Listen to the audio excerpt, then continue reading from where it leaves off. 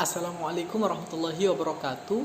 Perkenalkan, nama saya Irfan Hidayat dengan NIM D0612210005 dari Departemen Teknik Geologi Angkatan 2022 kelas A. Baik, pada kesempatan kali ini saya akan menjelaskan sedikit materi tentang nilai-nilai dalam Pancasila. Yang mana tugas ini saya laksanakan demi memenuhi tugas mata kuliah Pancasila yang dosen pengampunya ialah Bapak Ashar Prawitno. Baik, langsung saja kita masuk pada PowerPoint-nya. Presentasi yang pertama ada nilai-nilai dalam Pancasila. Namun sebelum itu, kita harus mengetahui apa yang dimaksud dengan Pancasila dan bagaimana konsep Pancasila yang sebenarnya. Yang pertama itu definisi Pancasila. Nah, Pancasila adalah dasar negara Indonesia.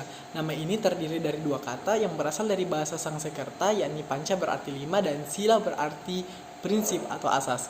Pancasila merupakan rumusan dan pedoman kehidupan berbangsa dan bernegara bagi seluruh rakyat Indonesia.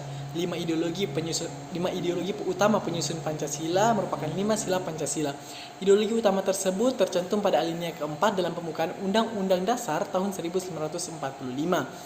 Nah, Pancasila mempunyai konsep dan prinsip dasar sebagai dasar negara yang dikaji dalam kajian sejarah. Dari apa yang sudah dikaji tersebut, terdapat sekitar 5 aspek yang digunakan sebagai konsep dan prinsip dasar Pancasila, seperti Pancasila sebagai identitas bangsa Indonesia, Pancasila sebagai kepribadian bangsa Indonesia, Pancasila sebagai pandangan hidup bangsa Indonesia, Pancasila sebagai jiwa bangsa Indonesia, dan Pancasila sebagai perjanjian leluhur. Kita masuk pada nilai-nilai dalam Pancasila. Nah, Pancasila terdapat 5 sila. Untuk itu, otomatis terdapat juga 5 nilai di dalamnya. Yang pertama, nilai Pancasila yang pertama ialah ketuhanan, yang berbunyi ketuhanan yang Maha Esa. Nilai kedua, nilai kemanusiaan, berbunyi kemanusiaan yang adil dan beradab. Nilai ketiga, persatuan, berbunyi persatuan Indonesia. Nilai keempat, kerakyatan, berbunyi kerakyatan yang dipimpin oleh hikmat kebijaksanaan dalam permusyawaratan perwakilan. Dan nilai kelima, keadilan, berbunyi keadilan sosial bagi seluruh rakyat Indonesia. Nah, bagaimana penerapan nilai-nilai tersebut? Apakah sudah terlaksana secara optimal? Untuk itu mari kita bahas bersama. Yang pertama, sila ketuhanan.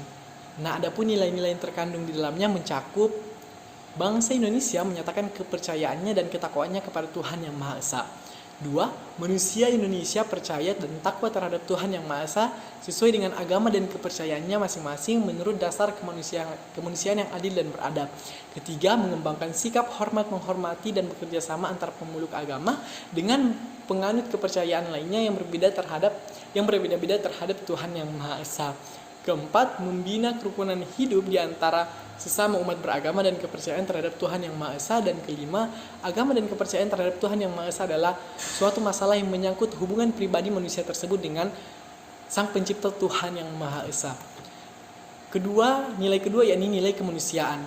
Adapun nilai-nilai yang terkandung di dalamnya meliputi yang pertama, mengakui dan memperlakukan manusia sesuai dengan harkat dan martabatnya sebagai makhluk Tuhan Yang Maha Esa.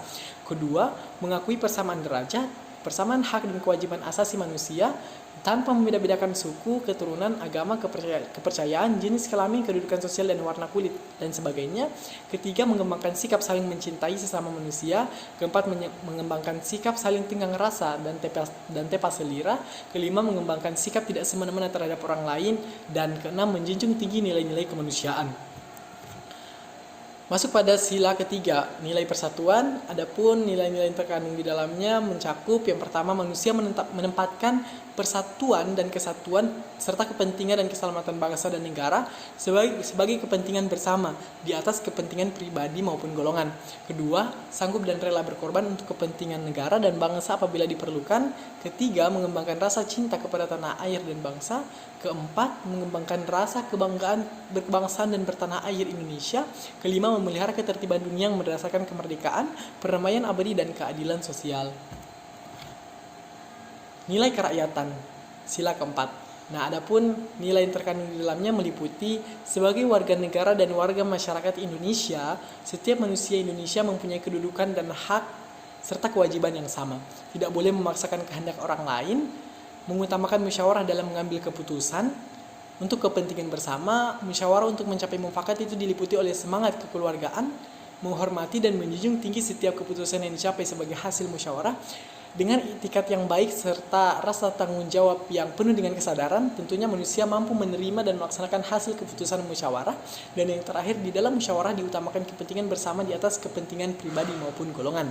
Yang terakhir, sila kelima, nilai keadilan.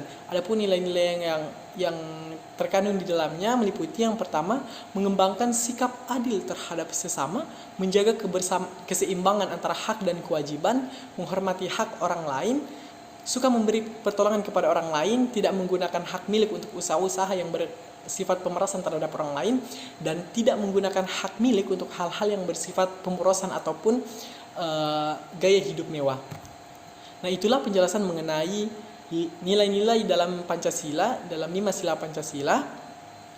Adapun Presiden kita, Presiden Republik Indonesia Bapak Insinyur Joko Widodo, beliau mengatakan bahwa kita tidak boleh berhenti bekerja untuk menghadirkan Pancasila. Untuk itu diperlukan adanya peran ataupun upaya untuk kita sebagai warga negara Indonesia agar tetap terus bekerja. Kiranya dari pekerjaan yang kita lakukan dalam pengimplementasian 5 sila Pancasila ini mampu menghadirkan Pancasila sebagai ideologi yang dapat menjadikan bangsa kita sebagai bangsa yang kuat dan mampu bersaing di era globalisasi. Sekian dari saya, lebih dan kurangnya mohon dimaafkan. Wabillahi taufiq wal hidayah. Wassalamualaikum warahmatullahi wabarakatuh.